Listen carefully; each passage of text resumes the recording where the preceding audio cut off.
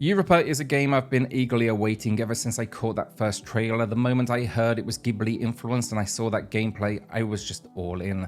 And now with the release date set for October 11th, which can't come soon enough in my opinion, I figured it's the perfect time to dive into this demo on the Switch and see if this small slice really kind of lives up to that hype. I want to see if Europa should be on your radar ahead of its release. Now, if you have played it, let me know your thoughts in the comments down below, and don't forget to subscribe if you do enjoy the content. So the demo for Europa doesn't spill too much in terms of story, choosing to keep things mysterious as you explore the opening locations.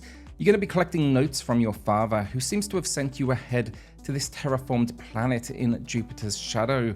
Supposedly this will be your new home, but while he promises a place where we can grow up and learn from other children, the reality, well, yeah, it's a bit different. The world feels more like the remains of a once thriving utopia rather than the vibrant community he described. The intrigue is real here and the setup pulls you right in. When it comes to gameplay then, Europa is what many are calling a cozy game. Personally, I'm not a fan of the term. I think too many people hear cozy and assume it means boring, but let me tell you right now, Europa is anything but dull. Yes, it's a peaceful experience, so no combat from what I've seen, but it's all about adventure and exploration. I'm getting Zelda vibes minus the onslaught of enemies. And peaceful doesn't mean uneventful either. By the end of the demo, you're flying alongside a giant bloody beast, and that's got me curious to see what other mysteries this world holds. But now let's dive into what you'll actually be doing in Europa. The core mechanics center around jumping and gliding, but with a bit of a twist. Hold the jump button and you'll reach higher ledges with ease, which is great for exploration. But the real game changer here is a device called the Zephyr. Think of it as a jetpack for vertical movement. This Zephyr allows you to boost upwards, and yes, you can essentially fly, powered by these blue orbs scattered around the environment. The trick is chaining those orbs together, and before you know it, you're soaring across the landscape like it is nothing.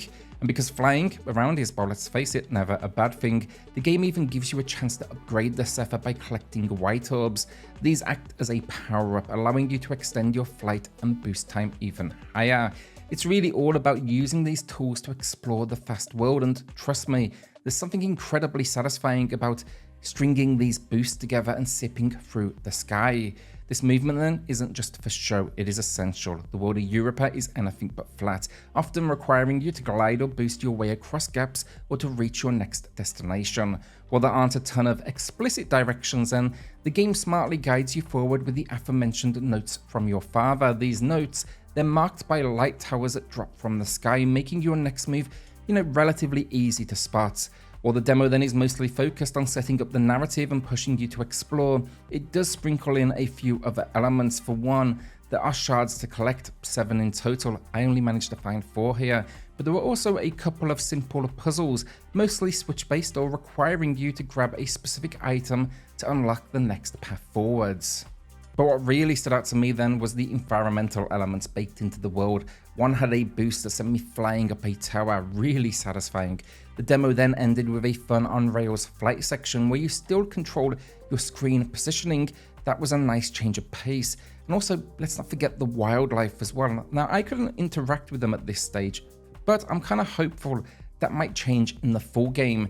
Finally, I have to mention something small but really fun. When you do run downhill, your character slides and it feels great. It's such a simple thing, but sliding down a hill at speed is a refreshing alternative to the standard sprinting mechanic, and it makes traveling between locations feel that much better. And then finally, I've got to give credit where it's due. The world design in Europa is top notch. Now, I'm not exactly known for being the type to go off the beaten path in games or, hunt down every last collectible, but this small slice of this world, it's just got me hooked. Mysterious doorways in the distance, crumbling structures that practically beg you to come take a closer look, and again that wildlife roaming freely like they've taken over. It just all clicks. Every corner of this place feels thoughtfully pieced together, and it's hard not to want to explore every inch of it. So I think overall, from a gameplay perspective, Europa has already done enough to make it a day one purchase for me, and let's be real, this demo is just a small slice of what's to come. I wrapped it up in around 30 minutes, but it left me on a serious cliffhanger with that massive beast flying through the sky. It was a moment that had me thinking I just need more of this. After the demo then, you are treated to a brief trailer that hints at the journey ahead, caves to explore, water-based sections, and all sorts of adventures waiting for us. Now sadly, the footage looks like it's pulled from a more powerful build, not the Switch version. It's almost like a here's what you could have had moment. But fingers crossed the Switch 2 helps deliver that looking experience. But I also don't want to get ahead of myself here or put you off, because the game still holds up visually, so let's dive into that. So yeah, on the back of that, I have to say Europa is actually quite stunning. The lush green landscapes, the beautifully crumbling utopia, and the world packed with mysterious moments. It all comes together beautifully.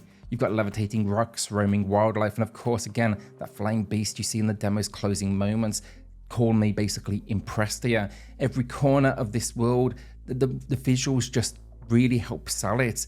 Your character also packs a ton of charm, from gliding gracefully through the air to sliding down hills with just effortless style. It's the little details here in the animation that bring them to life. I also want to note as well that the trailer at the end really details how much the scenery will change with progression, and I'm noticing some very obvious influence taken from Castle in the Sky for anyone that's seen the Ghibli movie, and just so you know, it's my favorite personally, so I am all about that. Now, the only real drawback is the visual compromise, because there's no question here, it's taken a hit in terms of detail. I could live with that, but the resolution, it is on the softer side, and there is a noticeable blur, especially with certain objects like the notes you're collecting from your father. It's clear this is the trade-off to get the game running on the hardware, but to be fair here, the game runs beautifully. I didn't notice any frame rate dips or performance issues at all, and that is a win in my book. What further elevates the experience then is the incredible audio design. The world just comes alive with a solid range of sound effects, everything you'd expect, from the hum of your boost ability to the subtle environmental sounds. But the real standout, it's the soundtrack. Much like the game itself, the music here is peaceful but absolutely beautiful. Piano melodies drift through the air, perfectly capturing the atmosphere of this location. So yeah, look, honestly, I'm going to be listening to these tracks outside of the game immediately, and if the rest of the soundtrack holds up, it's going to be something truly special. So have you been playing the demo for Europa? Well, I'd love to hear about your experiences so far, so drop those thoughts in the comments below. As for me, this demo has only solidified Europa as a game to be excited about, you know, with its stunning world design, charming gameplay, and a soundtrack that's already winning me over. It's clear this is going to be a journey worth taking. It is peaceful yet packed with intrigue, and I am all in when it launches on October 11th. Thanks for watching, and if you enjoyed this video, don't forget to like and subscribe for more Switch content pretty much daily at this point. And yeah, I'll see you all in the next video. Cheers all.